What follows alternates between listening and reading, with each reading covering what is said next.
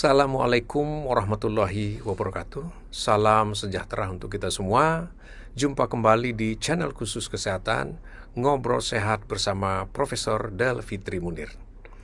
Sahabat sehat sekalian, pada episode kali ini kita akan membahas mengenai kebiasaan atau tindakan penanggulangan mimisan yang sudah dilakukan sejak nenek moyang kita, yaitu menggunakan daun sirih. Kita akan selusuri melalui literatur apakah memang tindakan ini memang ada dasar ilmiahnya atau tidak sama sekali. Kita akan bahas bersama Dr. Indra Zahreni, spesialis THT, konsultan. Assalamualaikum Dr. Indra. Waalaikumsalam Prof. Apa kabar Prof? Kabar baik, ya sehat-sehat selalu ya. Ya siap Prof. Salam sehat Prof. Ya, alhamdulillah. Pada episode kali ini kita khusus membahas buku yang Dr. Indra yang menulis ya. Ya, ini saya pegang bukunya ini. Bersama Dr. Endang juga Prof. Ya, bersama Dr. Endang ya, pengobatan tradisional antara mitos dan fakta. Jadi memang pengobatan tradisional kita sudah lama sekali berlangsung sejak nenek moyang kita itu. Dan zaman dulu tidak ada obat-obat yang seperti sekarang dan bisa menyelesaikan masalah. Nah, kita tentu akan coba menelusuri secara literatur ya, Dr. Indra yang sudah membaca banyak ya. Kita akan membahas yang pertama, Dr. Indra, mengenai daun sirih untuk mimisan. Nah, ini kan memang mimisan kan sering sekali ya. Kadang-kadang jauh dari dokter atau di pedesaan gitu ya. Sedangkan daun sirih banyak ini. Jadi kita pengen tahu, Dr. Indra, sebetulnya daun sirih ini apa sih di dalamnya sehingga bisa menghentikan perdarahan? Ya benar Prof. Jadi sudah menjadi kebiasaan atau turun-menurun atau suatu tradisi di masyarakat kita, terutama para orang tua kita, kalau terjadi mimisan mengambil daun sirih, oleh karena sirih itu lebih mudah didapatkan, kemudian menyumbat. Nah, kita coba menelusuri apakah tindakan tradisi ini atau suatu pengobatan ini ada bukti ilmiahnya atau tidak. Ternyata berdasarkan literatur ilmiah yang kita dapatkan memang ada bukti ilmiahnya Prof, yaitu di dalam daun sirih ini terdapat zat namanya saponin dan tanin, di samping zat-zat lain ya seperti vitamin C, vitamin E dan lain-lainnya, tapi tanin dan saponin inilah komponen utama sebagai penghenti perdarahan dalam hidung. Baik, ya, jadi memang ada ternyata ya diteliti orang bahan-bahan di dalamnya yang memang bisa menghentikan darah. Bagaimana mekanisme kok bisa darah berhenti dengan dua bahan tadi, Dr. Indra? Nah, mungkin karena dulu para orang tua melihat kalau disumbat itu langsung berhenti, tapi tidak, kita hanya menjelaskan bukti ilmiahnya. Ternyata dengan menyumbat secara padat itu mempunyai efek mekanis, yaitu menekan pembuluh darah di hidung. Kita ketahui lokasi pembuluh darah itu yang paling permukaan dengan permukaan tubuh dalam tubuh manusia itu di hidung.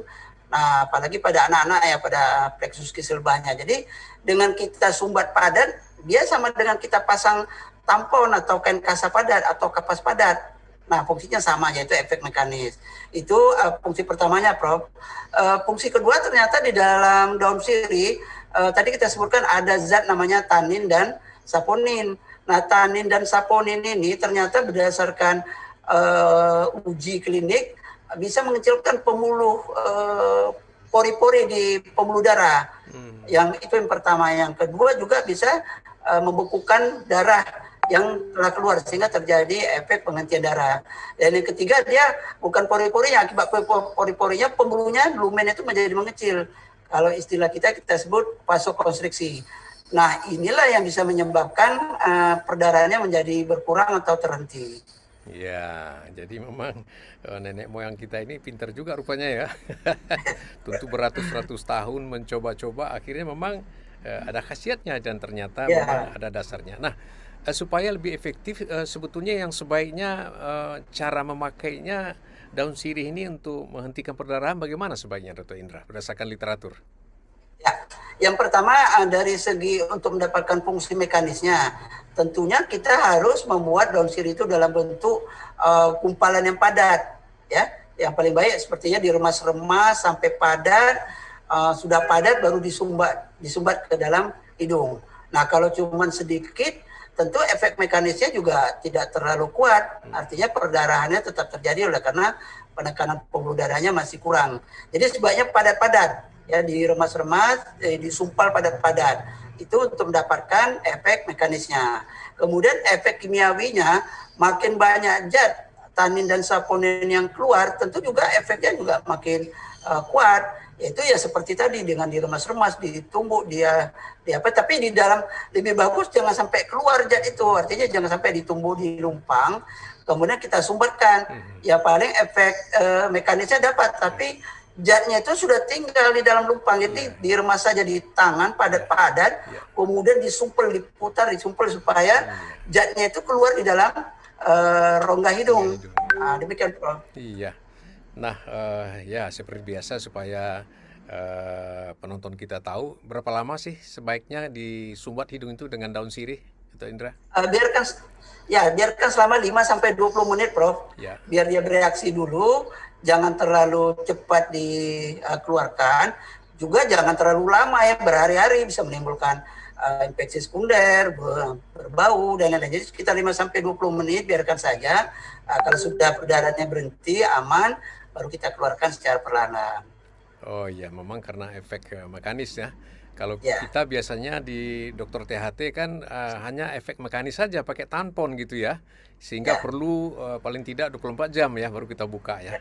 Ini karena ada efek kimianya cukup ya. 1 jam mungkin dah cukup ya, Dr. Indra ya. Benar, Prof. Alhamdulillah. Ya, mudah-mudahan ini bisa dimanfaatkan ya, daun sirih di mana-mana. Anda apalagi di kampung-kampung ini nenek-nenek masih makan daun sirih. Dengan gampang kita dapatkan, ya mudah-mudahan bisa dimanfaatkan kalau terjadi perdarahan ini pada anak-anak yang sering ini kadang-kadang terbentur gitu. Atau ada penyakit-penyakit lain seperti alergi, itu sering berdarah sedikit-sedikit. Tetapi kalau perdarahannya masif banyak sekali, bagaimana nih Dr. Indra? Nah, yang pertama tadi anak-anak, Prof. Kalau anak-anak, Prof, mungkin untuk pemakaian daun sirih ini memang langkah yang kesekian kali setelah kita lakukan. Awalnya, Prof, itu menutup hidung, menekan posisi duduk, buka mulut, kepala tunduk. Nah, ini perlu kita sampaikan kepada masyarakat yang sering kita dengar, Prof, ditidurkan, Prof, kalau perdarahan. Nah, ini bisa menyebabkan darahnya masuk ke paru, ke tempat lain. Itu yang pertama. Yang kedua, kalau perdarahannya masif, biasanya perdarahan yang pembuluh darah besar di belakang, arteri sphenopalatina, biasanya disumbat tidak begitu banyak, Prof. Jadi kalau memang sudah disumbat darahnya banyak keluar, apalagi pada usia tua, usia lanjut, sebaiknya kita tidak menunggu. Cepat langsung ke fasilitas kesehatan untuk diambil tindakan penghentian perdarahan. Ya, memang ada penyakit-penyakit tertentu ya yang membuat perdarahan yang masif ya. Salah satunya tumor ya, angiofibroma ya pada anak-anak ya, umur 5 tahun, 10 tahun ya. Pokoknya kalau masih banyak sekali mungkin ya nggak usah dicoba daun sirih dulu ya karena udah mancur begitu ya, langsung aja cari. Tapi kalau tidak terlalu parah mungkin bisa dicoba daun sirih dulu. Kalau gagal baru dibawa ke dokter. Gitu kira-kira ya, Dr. Indra ya. Ya, setuju, Prof. Alhamdulillah. Baik.